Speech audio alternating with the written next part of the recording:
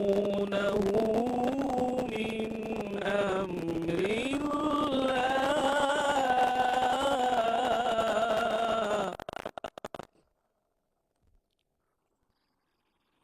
إن الله لا يغير ما بقوم حتى يغيروا ما بأنفسهم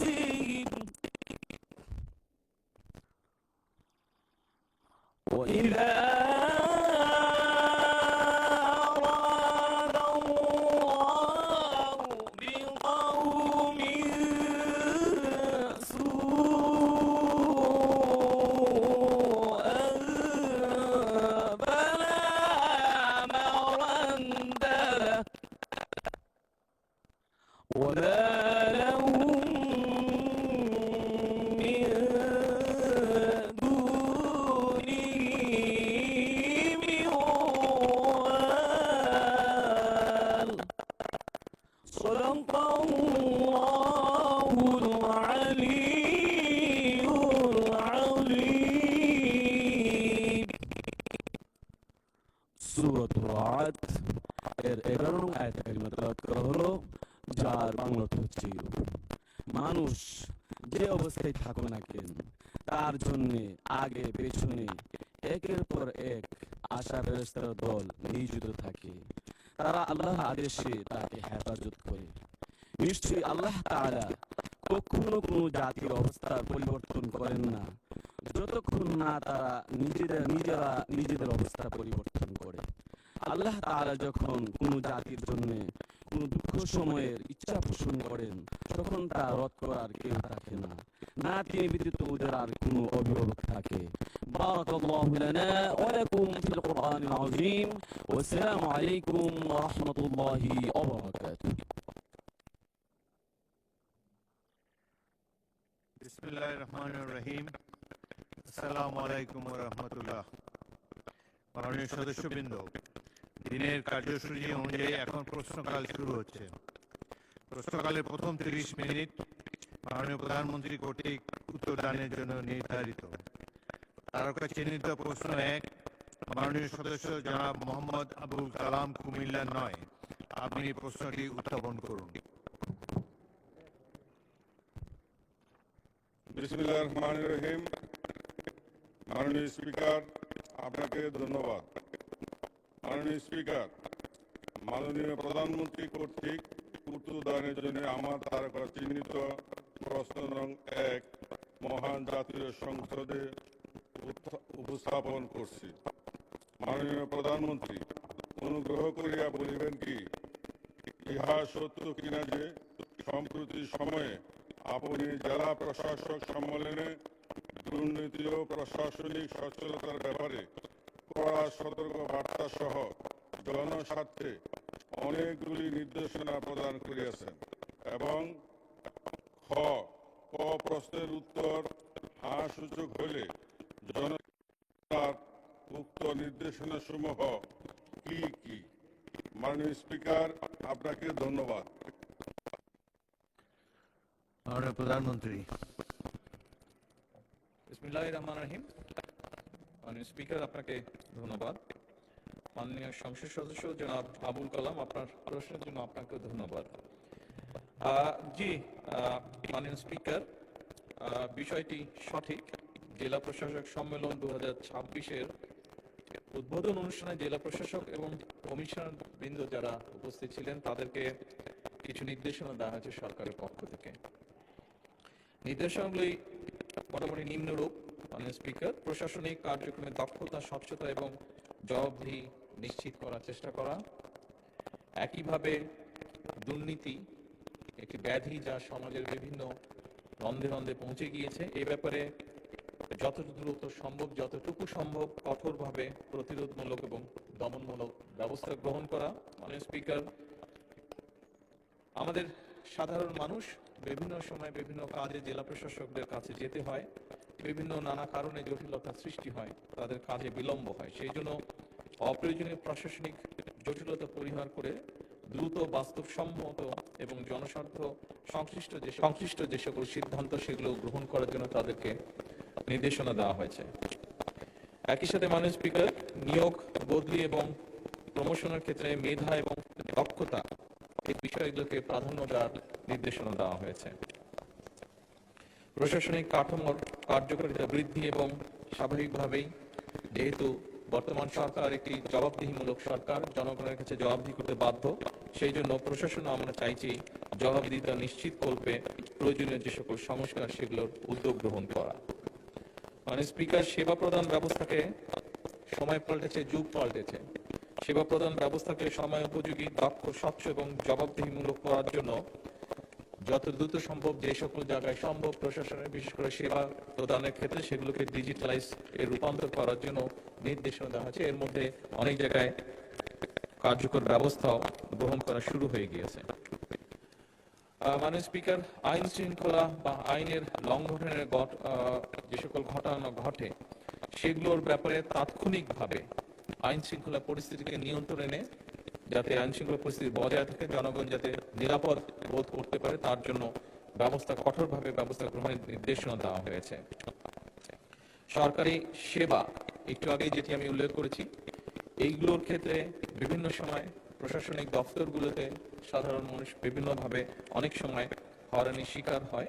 এই হয়রানি মুক্ত করার জন্য এবং দেরি যাতে না হয়, যত দ্রুত সম্ভব মানুষটিকে একটা সহযোগিতা করা যায় এবং একই সাথে এগুলো যাতে অ্যাকাউন্টেবল বা স্বচ্ছ রাখা যায় সে ব্যাপারেও কঠোর নির্দেশনা দেওয়া হয়েছে। মাননীয় স্পিকার, ধন্যবাদ। মাননীয় সদস্য মোহাম্মদ আবুল কালাম, আপনি একটি সম্পূরক প্রশ্ন করতে পারেন। মাননীয় স্পিকার, আপনাকে ধন্যবাদ। আমার উত্থাপিত প্রশ্নের তথ্যবহুল উত্তর প্রদানের জন্য আমি মাননীয় প্রধানমন্ত্রীকে আন্তরিক ধন্যবাদ সহ কৃতজ্ঞতা জানাচ্ছি। মাননীয় স্পিকার, আমরা ইতিমধ্যে লক্ষ্য করছি যে গত 100 দিনে মাননীয় প্রধানমন্ত্রী জনস্বার্থে অনেকগুলি জনবান্ধব কর্মসূচি গ্রহণ ও বাস্তবায়ন করিয়াছেন। এই জন্য মাননীয় প্রধানমন্ত্রীকে আমি আবারও ধন্যবাদ জানাচ্ছি। মাননীয় স্পিকার, সরকার কর্তৃক গৃহীত উন্নয়ন কর্মসূচি বাস্তবায়ন, প্রশাসনিক কাজের গতিশীলতা সৃষ্টি ও আইন শৃঙ্খলা স্থিতিশীল রাখার স্বার্থে সরকারি বিভিন্ন সংস্থার শূন্য পদ দ্রুত পূরণ করা প্রয়োজন। এমত অবস্থায় মাননীয় প্রধানমন্ত্রীর কাছে আমার সম্পূরক প্রশ্ন, আইন শৃঙ্খলা রক্ষাকারী বাহিনী সহ সরকারি বিভিন্ন দপ্তরে শূন্য পদ পূরণের লক্ষ্যে আপনি কোনো পদক্ষেপ গ্রহণ করিবেন কিনা, করিলে তাহা কবে নাগাদ বাস্তবায়ন করিবেন? মাননীয় স্পিকার, আপনাকে ধন্যবাদ। মাননীয় প্রধানমন্ত্রী। মাননীয় স্পিকার, সম্পূরক প্রশ্নের উত্তরে এই মহান সংসদকে আমি এতটুকু জানাতে চাই যে সংসদ সদস্য মাননীয় সংসদ যেটি বলেছেন, যে সরকারের বিভিন্ন জায়গায় বিভিন্ন পদ খালি আছে যেগুলো সরকারকে আরো গতিশীল করার জন্য, একইভাবে দেশের মানুষকে আরো সহজে সুবিধাজনকভাবে সেবা পৌঁছে দেওয়ার জন্য কতগুলো নিয়োগ গুরুত্বপূর্ণ। সরকার অত্যন্ত গুরুত্বের সাথে এই বিষয়টি পর্যালোচনা করছে এবং যত দ্রুত সম্ভব আমরা এই পোস্টগুলোতে, এই পদগুলোতে নিয়োগ প্রক্রিয়া শুরু করবো ইনশাআল্লাহ। ধন্যবাদ।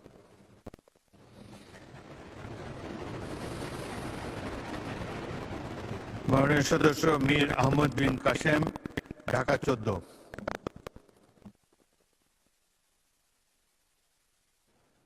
মাননীয় স্পিকার, আপনাকে ধন্যবাদ। বহুল প্রচারিত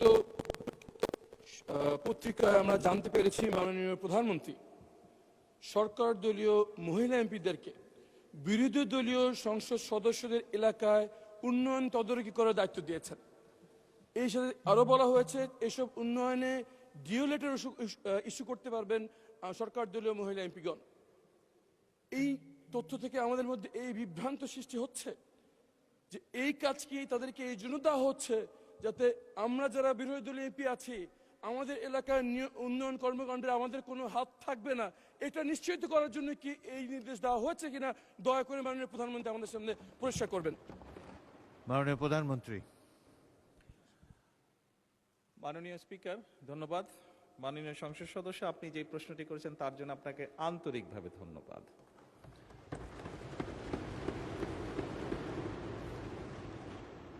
আপনি বোধহয় নিশ্চয়ই জানেন যে আমাদের দল থেকে এবং আপনাদের দল থেকে যে সকল নারী সদস্যকে সংসদ সদস্য হিসাবে নির্বাচিত করা হয়েছে কয়েকদিন আগে, সংবিধানে বা আইনে নির্দিষ্টভাবে তাদের কোনো আসন নেই।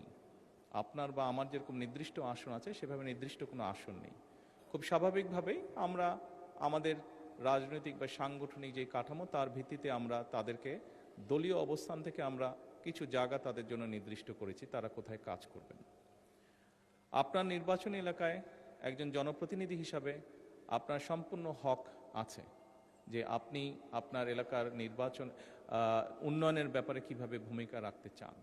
যেহেতু এই সংসদ এই নারী নেতৃবৃন্দকে বা নারী সংসদ সদস্যদেরকে নির্বাচিত করেছে, খুব স্বাভাবিকভাবেই তাদেরও একই রকমভাবে হক আছে।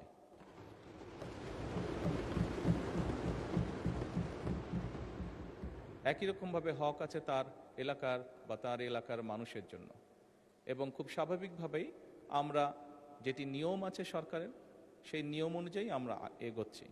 আপনার এলাকার যদি কোনো উন্নয়নের কোনো বিষয় যদি আমার সহযোগিতা করার কিছু থেকে জানাবেন, আমি সরাসরি আপনাকে সহযোগিতার চেষ্টা করব। ধন্যবাদ। মাননীয় সদস্য আনিসুর রহমান, মাদারীপুর 3।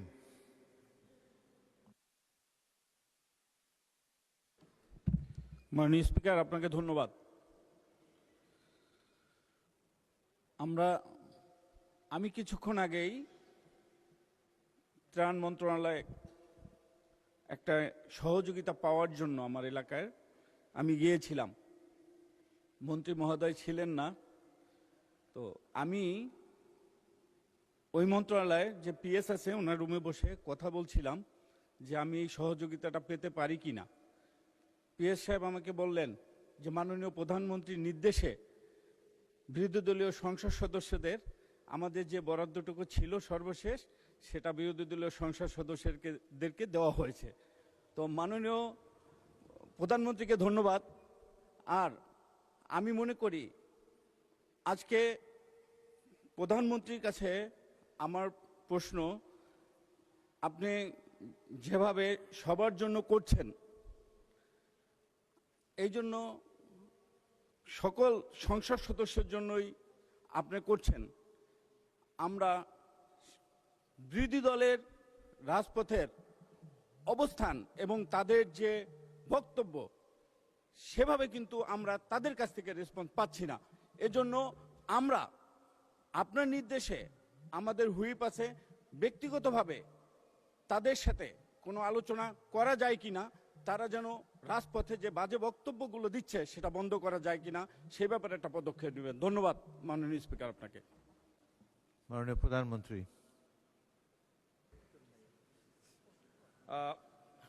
ধন্যবাদ মাননীয় স্পিকার। মাননীয় সংসদ সদস্য আনিসুর রহমানের প্রশ্নটি আমার কাছে সঠিকভাবে বোধগম্য হয়নি, তবে সঠিকভাবে আমার কাছে বোধগম্য হয়নি উনি কি বোঝাতে চেয়েছেন। তবে ওনার প্রশ্নের উত্তরের একটি অংশ হিসাবে এবং একইভাবে মীর কাশেম, উনি আমাদের সংসদ সদস্য মিরপুরের, ওনারও প্রশ্নের উত্তর হিসাবে আমি এতটুকু বলতে পারি মাননীয় স্পিকার, কয়েকদিন আগে আপনার নেতৃত্বে আমরা কিভাবে এই সংসদ সেশনটা চলবে সেই বিষয়ে যে আমাদের কমিটিতে আছে সেই কমিটির মিটিংয়ে বসেছিলাম। সেখানে মাননীয় বিরোধী দলীয় নেতাও ছিলেন। উনি একটি বিষয় উল্লেখ করেছিলেন যে কিছু কিছু ক্ষেত্রে সরকারের পক্ষ থেকে কিছু কিছু সহযোগিতা যেগুলো বিরোধী দলীয় নেতারা হয়তো পাননি তখনও, যেটি ঈদের আগে সরকারের পক্ষ থেকে দেওয়া হয়েছিল, অনেক সংসদ পেয়েছেন অনেকে পাননি। ওনাদের হয়তো কেউ কেউ পাননি। আমি ওখান থেকে বেরিয়ে এসে, এবং এটি এলজিআরডি মন্ত্রণালয় থেকে করা হয়েছিল, আমি বেরিয়ে এসে এলজিআরডি মন্ত্রী সাহেব এবং প্রতিমন্ত্রী উভয়কেই সাথে সাথে নির্দেশনা দিয়েছিলাম যে যদি বিরোধী দলীয় সংসদ সদস্য কেউ না পেয়ে থাকেন যাতে দ্রুত সেই ব্যবস্থা নেওয়া হয়।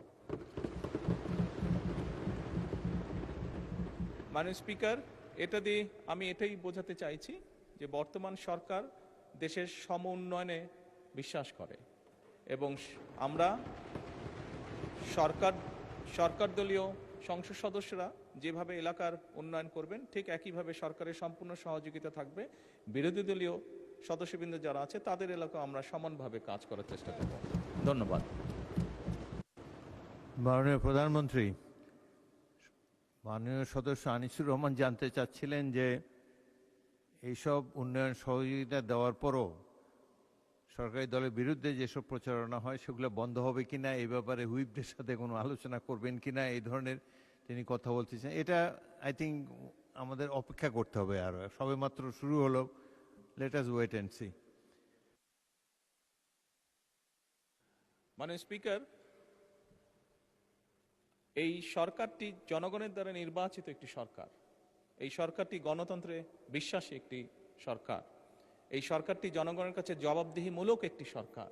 কাজেই যদি গঠনমূলক কোনো সমালোচনা থাকে অবশ্যই সেটি আমরা গ্রহণ করব এবং সেভাবে আমরা পদক্ষেপ গ্রহণ করব। ধন্যবাদ মাননীয় প্রধানমন্ত্রী। তারকা চিহ্নিত প্রশ্ন 2, মাননীয় সদস্য মোহাম্মদ মোবাশ্বের আলম ভূঁইয়া, কুমিল্লা 10, উত্থাপন করুন।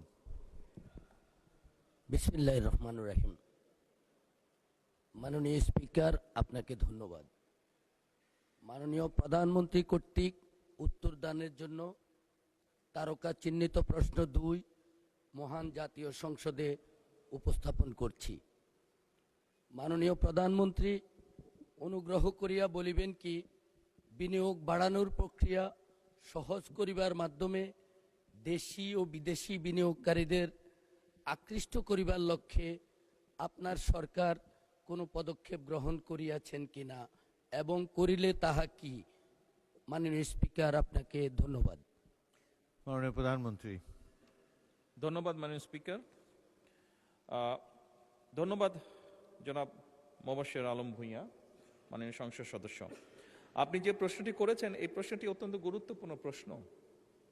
বিশেষ করে স্বৈরাচারের পতনের পরে আমরা আগেও দেখেছি এবং পতনের পরে আমরা আরো পরিষ্কারভাবে দেখতে পাচ্ছি যে কিভাবে দুর্নীতি এবং অর্থ পাচারের মাধ্যমে দেশের অর্থনীতি ব্যবস্থাকে সম্পূর্ণভাবে ধ্বংস করে দেওয়া হয়েছে। মাননীয় স্পিকার, স্বাভাবিকভাবেই দেশকে গড়ে তুলতে হলে অর্থনৈতিক সুশৃঙ্খলা বা ডিসিপ্লিন ফিরিয়ে আনতে হবে এবং একই সাথে দেশে ব্যবসা বান্ধব একটি পরিস্থিতি বা পরিবেশে গড়ে তুলতে হবে। আগামী কয়েকদিন পরে আমাদের বাজেট আমরা উপস্থাপন করব।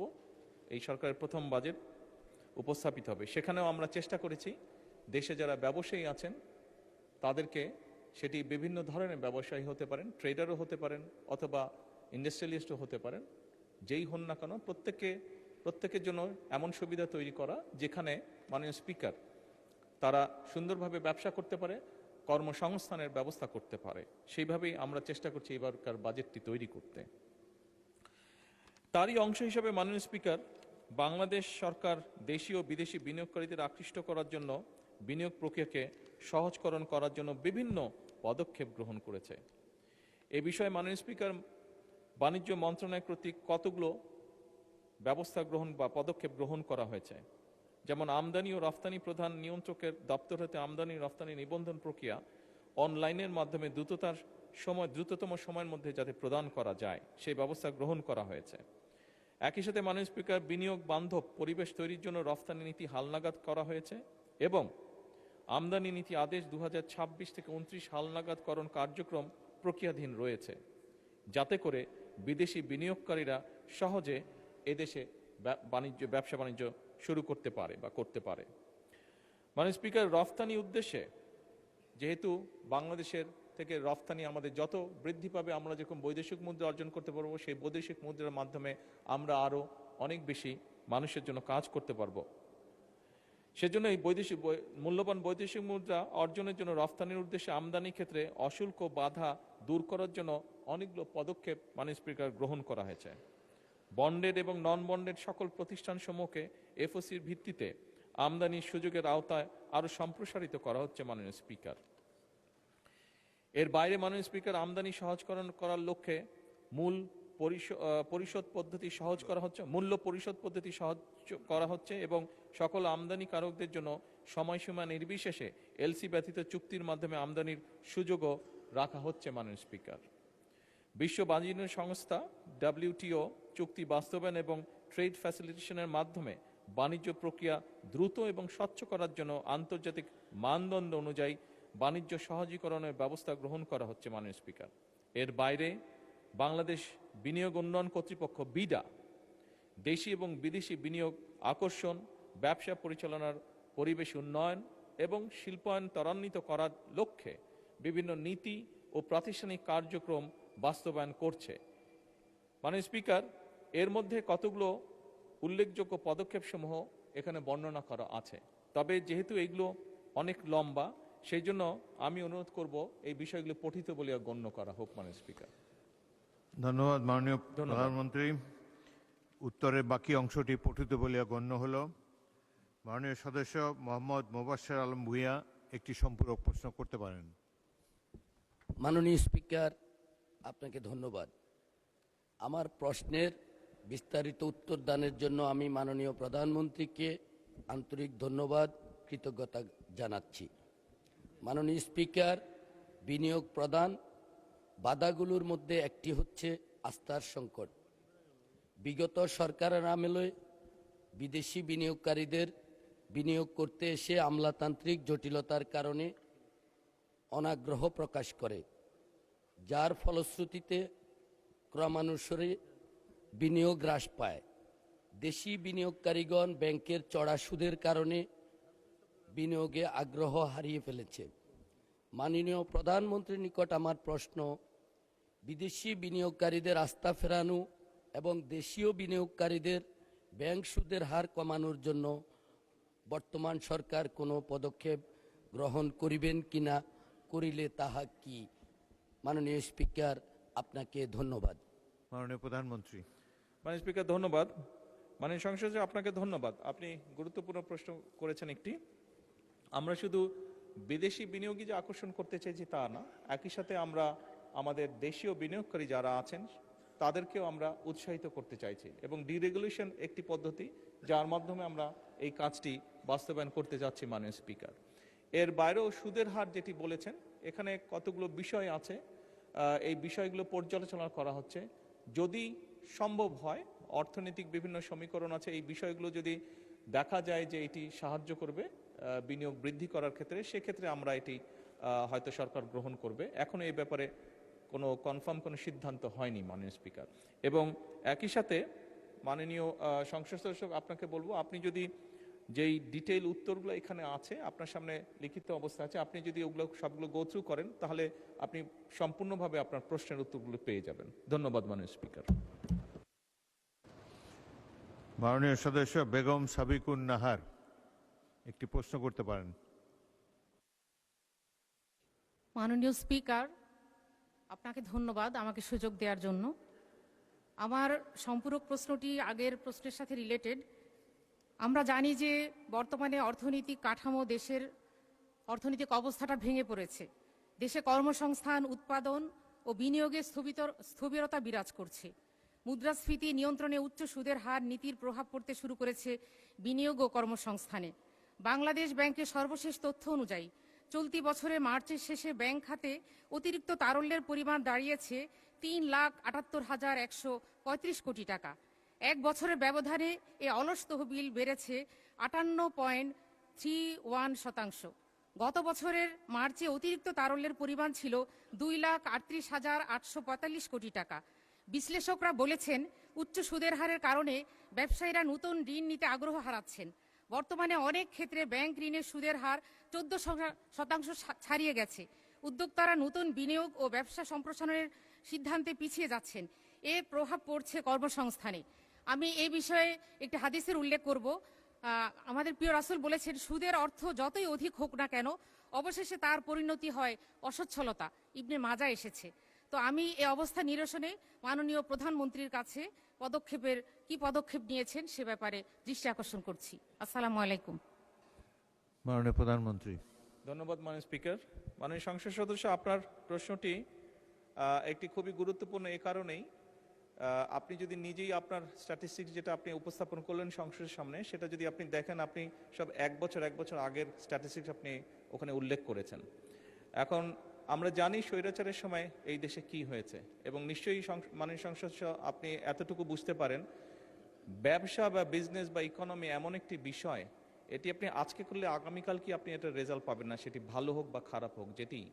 সেই জন্য এটি আপনি যেমন খারাপ পলিসির কারণে এটার স্পিল ওভার ইফেক্ট যেরকম আস্তে আস্তে আমাদের কাঁধে এসে পড়েছে, ঠিক একইভাবে এই জিনিসগুলোকে কারেক্ট করে নিয়ে আমরা যেই বর্তমান সরকার যে পদক্ষেপগুলো নিচ্ছে, এটার স্পিল ওভার ইফেক্ট বা এটার একটা পজিটিভ রেজাল্ট পেতেও মাননীয় সংসদ সদস্য কিছু সময় আমাদের জন্য অপেক্ষা করতে হবে।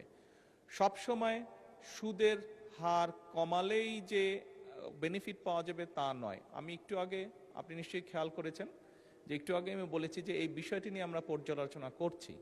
যদি ক্ষেত্র বিশেষে দেখা যায় যে সুদের হার কমালে বেনিফিট পাবেন ব্যবসায়ীরা, দেশের অর্থনীতি বেনিফিট পাবেন, তাহলে নিশ্চয়ই আমরা সেটি করব।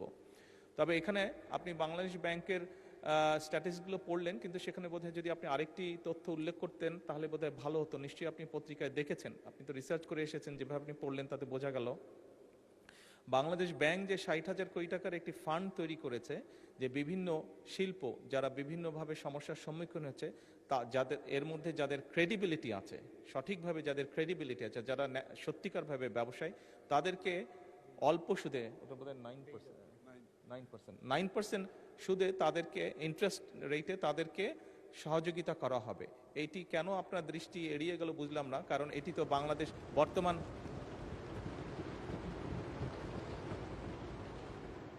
আপনি এর আগের এক বছর আগের হিসাব বলেছেন, বর্তমানটি কেন এড়িয়ে গেল আমি ঠিক বুঝতে পারিনি। হয়তো এড়িয়ে যেতেই পারে, যাওয়াটা হয়তো স্বাভাবিক এত নিউজের মাঝে। আপনাকে অনুরোধ করব আগামীতে আরো আপডেট ইনফরমেশন নিয়ে আমরা আলোচনা করব। ধন্যবাদ মাননীয় স্পিকার। বেগম জহরত আদিব চৌধুরী, মহিলা আসন 27। ধন্যবাদ মাননীয় স্পিকার। আলহামদুলিল্লাহ, এবং দলের নেতৃবৃন্দকে ধন্যবাদ জানাচ্ছি আজকে এই মহান সংসদে প্রশ্ন করার সুযোগ পেয়ে।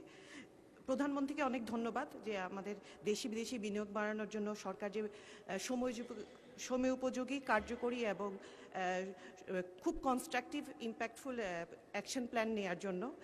আমরা দেখেছি ফ্যাসিস্ট সরকারের আমলের ভুল নীতি এবং করাপশন এর জন্য তারা যে কাজটা করেছিল এর ইম্প্যাক্ট আংটাডের রিপোর্টে এসেছে, যে 2019 থেকে 2024 সালের রিপোর্টে এসেছে বাংলাদেশে পার ক্যাপিটা ফরেন এফডিআই অ্যাট্রাক্ট করেছে মাত্র $9, যেখানে কম্বোডিয়ার মতো কান্ট্রি করেছে $225, ভিয়েতনাম করেছে $175। সো আমরা অবশ্যই অনেক পিছিয়ে আছি আমাদের নেইবারিং কান্ট্রি থেকে। তবে আমি মনে করি যে প্রফিট রিপ্যাট্রিয়েশন যেরকম বিদেশি বিনিয়োগের জন্য ডিসিশন নেওয়া হয়েছে, এই ধরনের একদম পারফেক্ট এক্সাম্পলস যে রিজনের জন্য ফরেন এফডি আমরা এতদিন ধরে অ্যাট্রাক্ট করতে পারি না, এই ধরনের প্রবলেমগুলো সলভ হবে। আমার সম্পূরক প্রশ্ন হচ্ছে যে আমরা যেহেতু অনেক পিছিয়ে আছি, এটাকে ফাস্ট ফরওয়ার্ড করার জন্য আমরা ফরেন ইনভেস্টরদেরকে আরও কনসালটেটিভ অ্যাডভাইজারি কাউন্সিল প্রতিষ্ঠা করতে পারি কিনা। আমরা দেখেছি উজবেকিস্তান, গ্রিস, পাকিস্তান এরকম বিভিন্ন দেশ আমাদের মতো ব্যাকগ্রাউন্ডের ইকোনমিক চ্যালেঞ্জকে মধ্যে থেকে ওরা এফডিআই অ্যাট্রাক্ট করার জন্য এই ধরনের ফরেন ইনভেস্টর কাউন্সিল প্রতিষ্ঠা করেছে, যেটার মাধ্যমে তারা ইমিডিয়েটলি দেখেছে যে কনসালটেশনের থ্রুতে এফডিআই এর বাড়ানোটা খুব দ্রুত বেগ পেয়েছে। তো মাননীয় প্রধানমন্ত্রীর কাছে যেহেতু ওনারা অনেক খুবই কনস্ট্রাকটিভ সদস্য প্রশ্ন করুন প্লিজ। তো আমার প্রশ্ন হচ্ছে এই ধরনের কোনো কাউন্সিল প্রতিষ্ঠা করার প্ল্যান আছে কিনা। মাননীয় প্রধানমন্ত্রী। ধন্যবাদ মাননীয় স্পিকার। মাননীয় সংসদ সদস্য, আপনাকেও ধন্যবাদ। আপনি আপনার প্রশ্নের 25 বা 30% উত্তর আপনার প্রশ্নের মধ্যেই আছে। আপনি বলেই দিয়েছেন আমরা ফরেন যে প্রফিট যেটা, সেটা রিপ্রেজেন্টেশনের ব্যবস্থাটা আমরা করেছি। প্রথমত এটা একটা যেটা উৎসাহিত করবে, কারণ বিদেশি বিনিয়োগকারীদের আগে যারা এসছে তাদের মধ্যে একটি বিষয় ছিল যে সে যদি তার লাভ্যাংশ নিতে না পারে তাহলে কেন সে এখানে ইনভেস্ট করবে। যেই সমস্যাটা আমরা আইনের মাধ্যমে যেটিকে আমরা সমাধান করেছি। এর বাইরে আপনি মূল যেটি জানতে চাইলেন, অলরেডি 3-4 দিন আগে মিটিংটা বোধহয় পরশু দিন কি তার আগে, হ্যাঁ গত পরশু দিনের আগের দিন আমরা যেই মিটিংটা করেছি সেখানে মিটিংয়ে আমরা এরই মধ্যে সিদ্ধান্ত নিয়েছি যে বিদেশ থেকে, সেটি কোনো বাংলাদেশি হোক অথবা কোনো বিদেশি হোক নাগরিক, আপনি যেটা কনসালটেন্ট বলেছেন, কনসালটেন্ট না করে ব্যাপারটা আমরা ওপেন রেখেছি, তারা যদি বিদেশি ইনভেস্টমেন্ট দেশে নিয়ে আসতে পারে তাহলে আমরা তাদেরকে সেইটির 1% বোধহয় ছিল 1.5 যে পরিমাণ ইনভেস্টমেন্ট তারা নিয়ে আসবে 1.5% তাদেরকে আমরা কনসালটেন্ট ফি বা কমিশন যেভাবেই আপনি বলুন না কেন সেটা আমরা তাদেরকে দিব, ইনসেন্টিভ তাদেরকে আমরা দিব। এইটার ফলে আমরা আশা করছি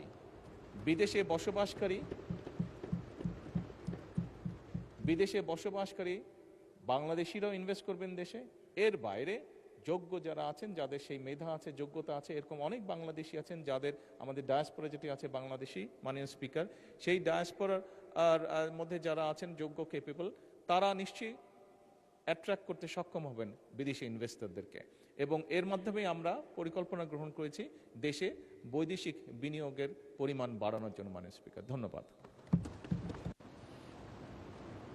তারকা চিহ্নিত প্রশ্ন 3, শামসুর রহমান শিমুল বিশ্বাস অনুপস্থিত, তার পরিবর্তে প্রশ্নটি উত্থাপন করবেন AKM সেলিম রেজা হাবিব, পাবনা 2।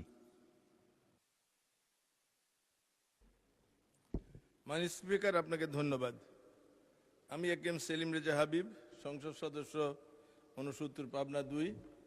মাননীয় সংসদ সদস্য জনাব মোহাম্মদ শামসুর রহমান শিমুল বিশ্বাসের পক্ষে মাননীয় প্রধানমন্ত্রী কর্তৃক মৌখিক উত্তর দানের জন্য তারকা চিহ্নিত প্রশ্ন 3 এই মহান সংসদে উত্থাপন করছি।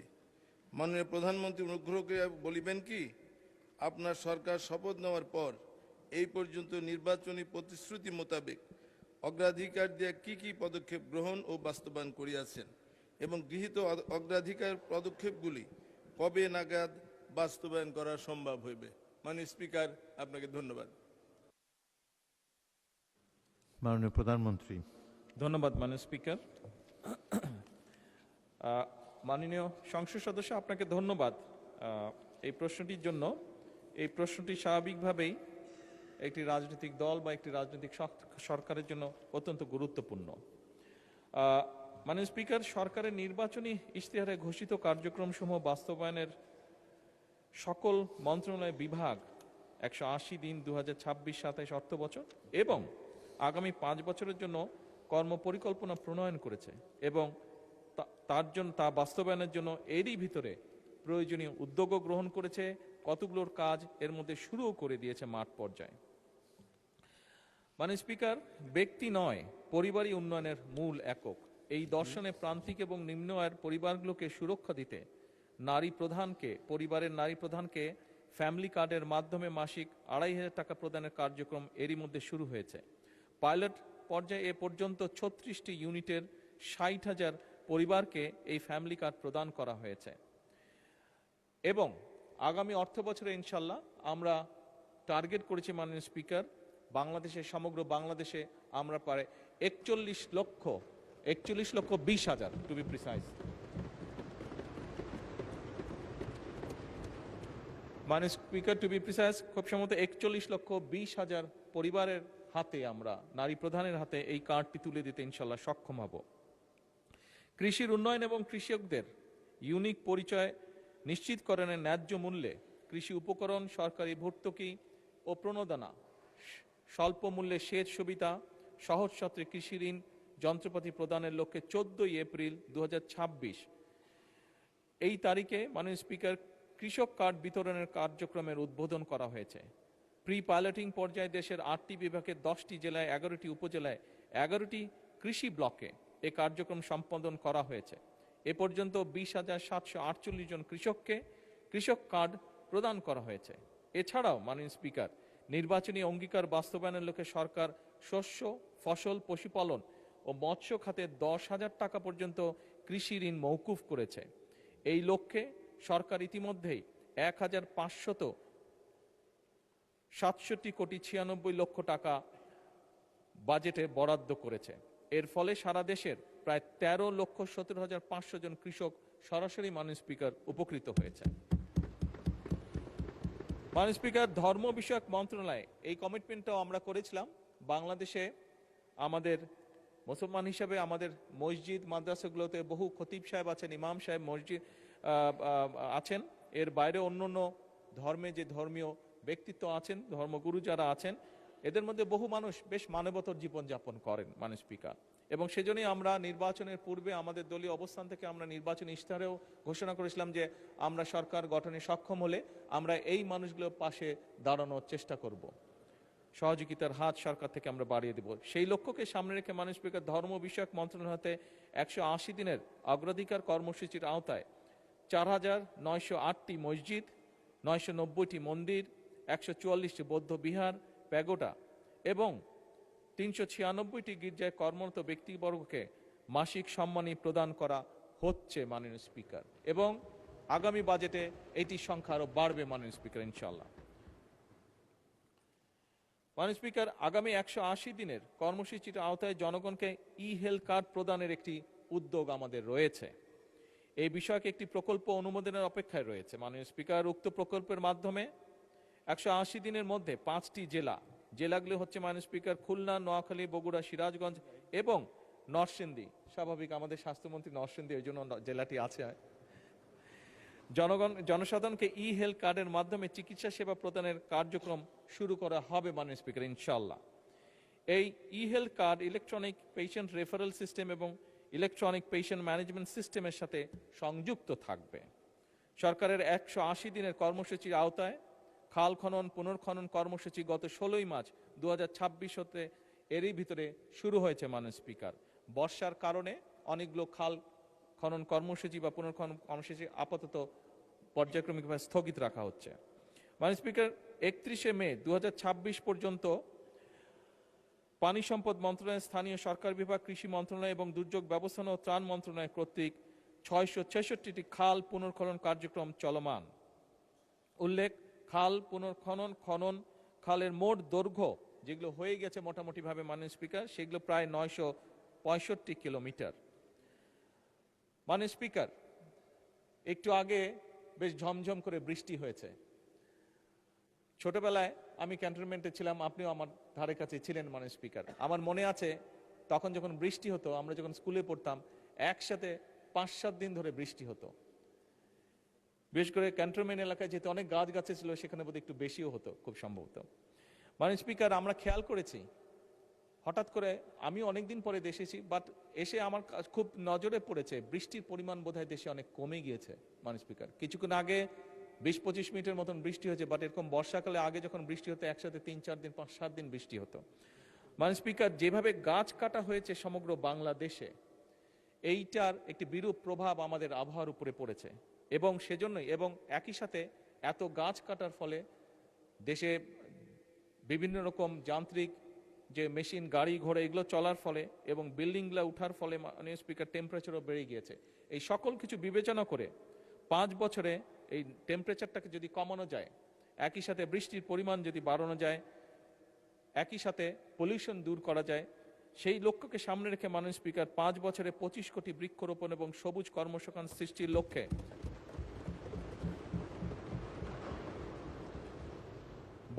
বনায়ন সৃজনের জন্য ইতিমধ্যেই উদ্যোগ গ্রহণ করা হয়েছে মাননীয় স্পিকার। আসন্ন বর্ষা মৌসুমে আমরা চেষ্টা করছি ইনশাআল্লাহ 3,14,00,000 চারা আমরা রোপণ করব সারা দেশে। বৃক্ষরোপণ অনুষ্ঠান সম্পাদন করার জন্য স্থানীয় সরকার এবং এনজিওদের মধ্যে এরই মধ্যে মাননীয় স্পিকার সমন্বয় করা হয়েছে। মাননীয় স্পিকার, এই সংসদে দাঁড়িয়ে আমি বলেছিলাম একদিন যে বিগত অনেকগুলো বছর আমাকে বিদেশে বাধ্য হয়ে থাকতে হয়েছে, কিন্তু সেই সময় আমি দেখেছিলাম সেই দেশের শিশুরা কি সুন্দর জুতা জামা কাপড় পরে স্কুলে যায়, এবং আমার তখন ইচ্ছা ছিল কোনোদিন যদি আল্লাহর রহমতে সুযোগ পাই, চেষ্টা করব এই দেশের শিশুদেরকেও যাতে এরকম একটি ব্যবস্থা করা যায়। এবং তারই অংশ হিসাবে মাননীয় স্পিকার, আগামী অর্থ বছরে সরকারি প্রাথমিক বিদ্যালয় বর্তমান সরকার ইনশাল্লাহ 2 লক্ষ শিশুর মাঝে বিনামূল্যে স্কুল ড্রেস বিতরণ করার পরিকল্পনা গ্রহণ করেছে। এছাড়াও বিভিন্ন স্কুলে পর্যায়ক্রমিকভাবে 1 টিচার 1 ট্যাব পরিকল্পনা বাস্তবায়নের কাজ শুরু হয়েছে মাননীয় স্পিকার। এবং শুধু স্কুল ড্রেস নয়, স্কুল ড্রেসের সাথে বাচ্চারা যে তাদের খাতা কলম বই নিবে, তার জন্য আমরা একটি ব্যাকপ্যাকও তাদেরকে দিব।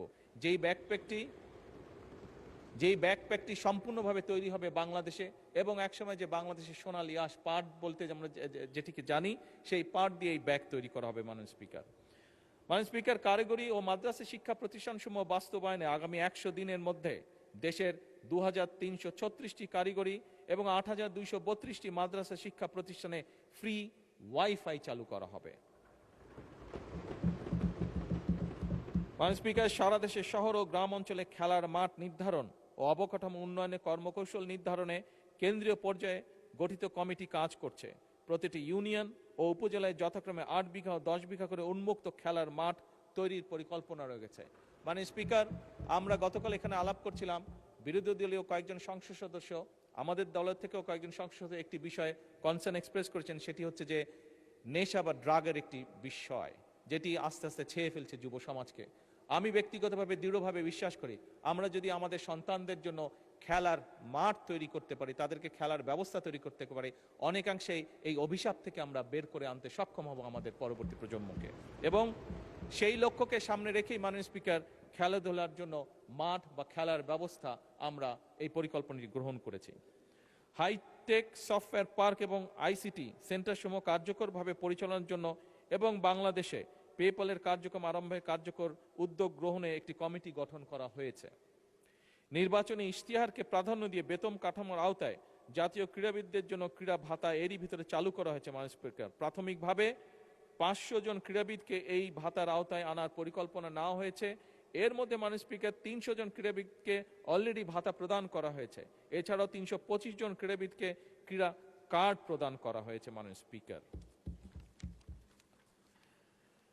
মাননীয় স্পিকার, ল্যাঙ্গুয়েজ স্টুডেন্ট ভিসায় বিদ্যমান জামানতবিহীন ঋণ সীমা যা আগে ছিল 3 লক্ষ টাকা, সেটিকে বাড়ানো হয়েছে এবং সেটি এখন 3 লক্ষ থেকে 10 লক্ষ টাকায় উত্তীর্ণ করা হয়েছে।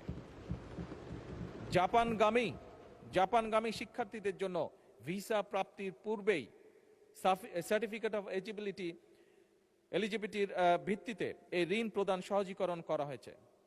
2030 সালের মধ্যে 20% নবায়নযোগ্য বিদ্যুৎ উৎপাদনের লক্ষ্যে ইতিমধ্যে জাতীয় রুফটপ সোলার কর্মসূচি এবং নেট মিটারিং এর মাধ্যমে মোট 35 মেগাওয়াট বিদ্যুৎ জাতীয় গ্রিডে সংযুক্ত হয়েছে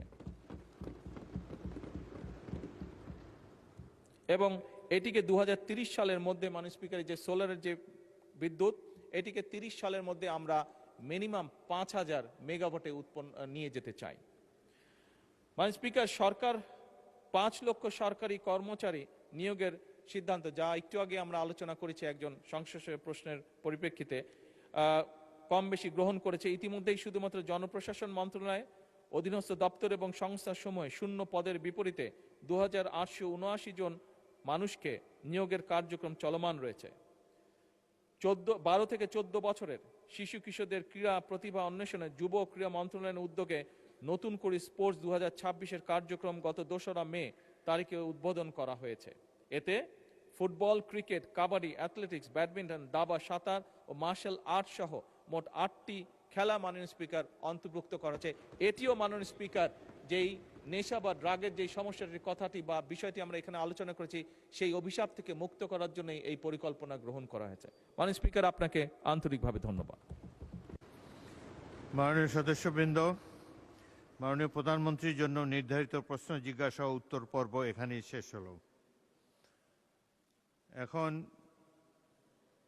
মাননীয় সদস্য শাহজাহান চৌধুরী, চট্টগ্রাম 15, তারকা চিহ্নিত প্রশ্ন 286